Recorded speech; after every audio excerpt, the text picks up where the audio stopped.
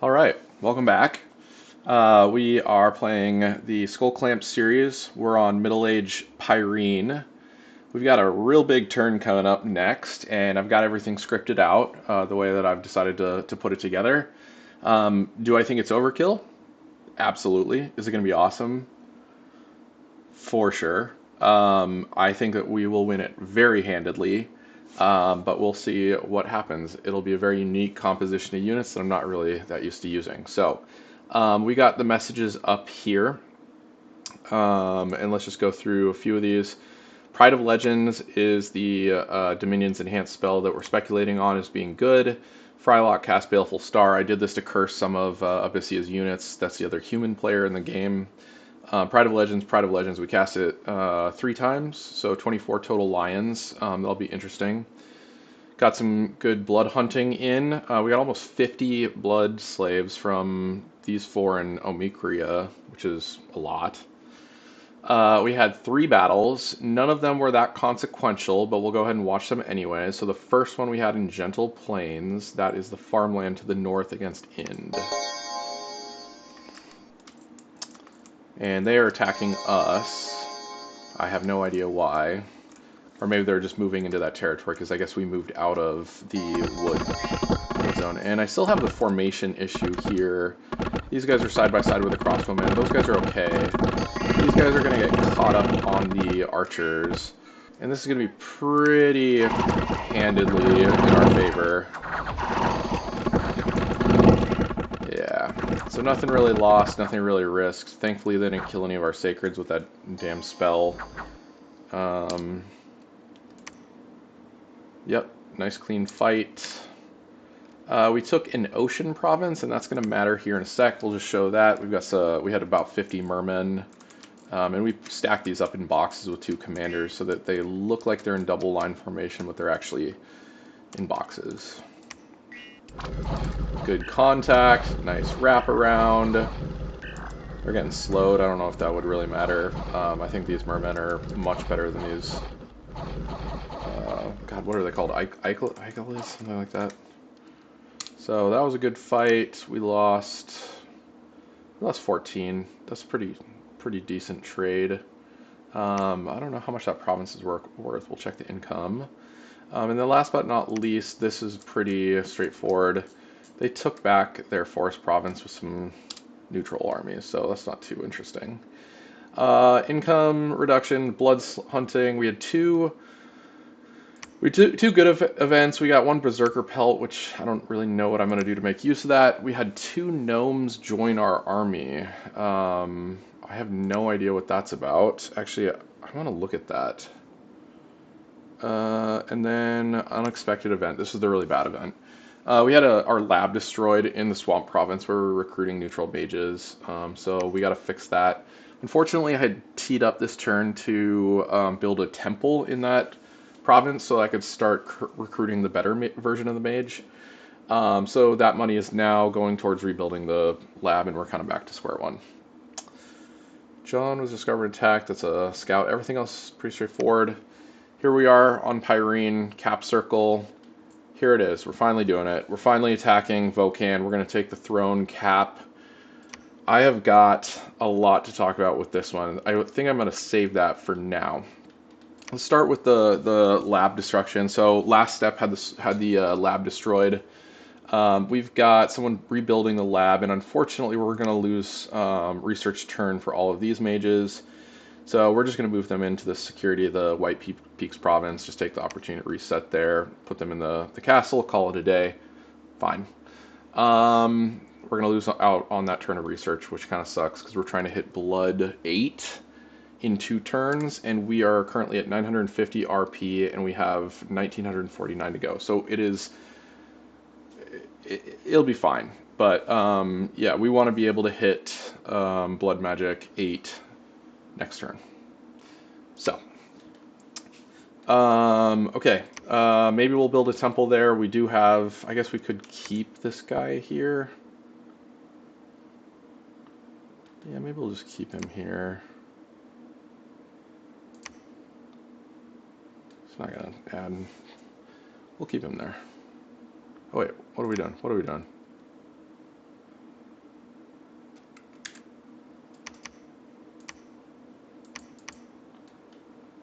Yeah, keep him there. All right, we're good. Okay, moving on. Let's see, we've got Gentle Plains. These are the contested provinces. We're just kind of trading with Ind. I think one big bet that I want to call out is we're going to try and hold Gentle Plains. I've got everybody preaching that province. I want to see all this Dominion go away. I want this to be in my Dominion. We've got this guy up here preaching, trying to take back this Dominion. I think this sits with Ermor. Don't really want that. And the unrest is climbing there, so we're going to have to deal with that eventually. Bumped up the province defense in Gentle Plains. No, that's carried over from last turn. Got some random units patrolling here, patrolling here, patrolling here. We are setting up a 4th blood hunting province in Kennen. I called this out last time. So Kennen's good. We've got these 3 moving in. We've already got her starting blood hunting, and we're going to need some patrolling units soon. Probably like next turn, which I think we're going to move up these guys. Actually, you know what? Just patrol. That's good. Let's move these guys here now. So we have somebody patrolling. We're going to need to recruit a few extra units.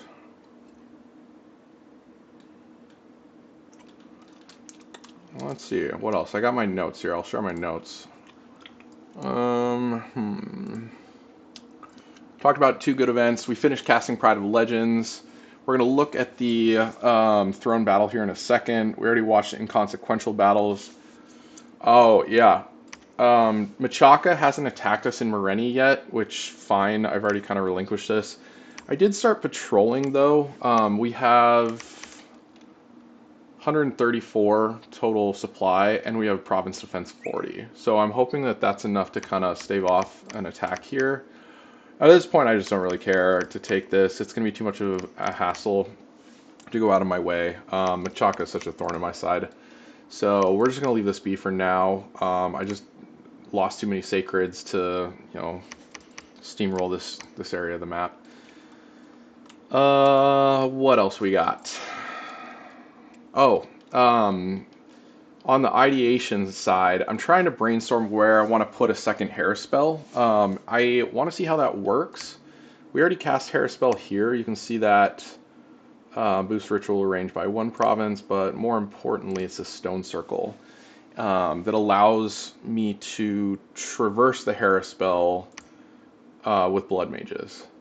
So that'll give my acrobelts a little bit more mobility. The question is whether or not I want to set it up in Jome. I don't think that's what I want. I probably do want one in Jome, and I probably will eventually set one up in both, but I'm specifically looking at this one. Because if I put a lab up here, that will allow me to recruit more acrobelts, more monks, and it'll let me set up a fort in Murius. Murius will be a good spot for a fort. Cool. All right. Info in the center. I called this last time as a speculation. This is my prediction. This is definitely a fort going down here. He's got 140 units here. Mostly appears to be archers. He's got some crocodiles, Cynocephalian warriors, Abyssian infantry, so some sacreds. The local defense of this province appears to be very strong and well organized. I guarantee he gets a fort up either next turn or the turn after. I think he's been sitting in that province for at least 3 turns, so my guess is that he's going to have a fort up next turn. If he doesn't, I don't think it really matters because we're not really in a position to do anything about it. That being said, I am moving out with the Sea King's Goblet. I've equipped that on the Emerald Count. And then we've got these moving into this province. Both of these provinces are totally free of PD. I think it's going to be a free passive income. I'm not really going to do anything about it. I think I'm just going to kind of threaten him and let him know that, I'm keeping an eye on the center of the map. Also, I just kind of want to discourage him from coming too far south. Overcommitting with too many units would leave him in a position where he kind of just loses this territory here. So either way, I just want to make him feel uncomfortable in the center. Cool. All right, let's look at the big bets. Already talked about all of these things. Rebuilding the lab, holding down general planes. Yeah, that's pretty much it. This is the turn. Everything else is administrative. We've got our blood hunters coming in. Yeah, let's look at formation. Bocan. So I just want to say it says 360 enemy units. I did take a ping a while back. It was 100 Vinemen, 250 Centaur warriors, and the remaining Horse Tribe cavalry. It was about 400 units. So I'm expecting the Centaurs to just absolutely decimate my front line. Here's where I landed. We've got wolves, a simple line formation of footmen, and then we've got all of these Chthonian lions. And the Chthonian lions are size 4, so I think they can only fit 2 to a tile. I believe that this will set them up in a line formation, the way that is scripted. And then I have a handful of mages coming in. Most notably, I wanted to call out, we have Yuhin casting Howl. And then we're going to experiment with some animal buffing spells. So I've got Ferocity, Beastside Warrior, Ferocity scripted.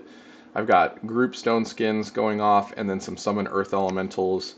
This guy actually has this Orb of Elemental Earth, which has Earth Elemental Empowerment. That's interesting. So I want to see how that plays. Probably not a factor, but we'll see. And then I've got my Prophet who's carrying the Staff of Storms. Storm will go off to start the fight, so that will empower all of the Sorginas as well as the Storm Demons. So that'll be cool. I'm curious if that will affect these guys, actually. I don't think that they get empowered by Storm. So actually that will hurt these Serpent Fiends, but that's okay. I don't expect these guys to be a huge factor. The Storm Demons are definitely going to be the biggest factor. They have Storm Power 3, so once the Storm goes off, these guys should be doing a lot of damage. The goal is really just, oh yeah, we also have a 55 unit line of Sacreds. The goal is really just to stop the Centaurs in their tracks, hold them in position. I'd ideally like to not lose too many of these lions. I could probably put them behind the line. It's probably not necessary to have them in the front, but I kind of want to just see how they do. After these wolves are all going to die. These guys are all going to die. So it's probably going to come down to, I'll probably lose a handful of lions, if not all of them. Hopefully I don't lose all of them. And then these Emerald Warriors will come in and hold the line down. The question in my mind is how quickly can the Storm Demons and the Sorginas do their thing? Also, how disruptive will Howl be? Because the goal with Howl is to disrupt the enemy formation, force them into, break their line and ranks, so they can't really surround any units, and then we'll get the surround and then, hurt them the most. So, yeah, that's where we're at. Predictions for next turn, I think that Vocan's going to be a complete wash. I'm probably overthinking it because I'm not experienced enough. More experienced players would say, we only need this number of units. This is a much better composition, but I don't know. We'll see. It'll be fun. And same thing here. I want to figure out a better raiding strategy. There's some pretty cool blood magic that we could incorporate. I specifically like, what is it called? These plague locusts, summon plague locusts, which is a hilarious spell. You summon these human-headed giant grasshoppers. So it's stuff of nightmares. Great spell, great raiding spell. Might use that to take some provinces away from this guy. But other than that, other prediction, God Coast is going to have a fort on it next turn, if not the turn after. That's okay. We're really just kind of focused on the transition into late game army composition. I think that's it. Any advice? Anything you would do differently? I'm still trying to figure out where I'm going to throw down Blood Vortex once we hit Blood 8. Let me know. I would love any feedback or comments from new players that want to understand more mechanical nuance of the game, or advice from more experienced players in terms of how you might actually structure this. Uh, we will see you in turn 55. Bye bye now.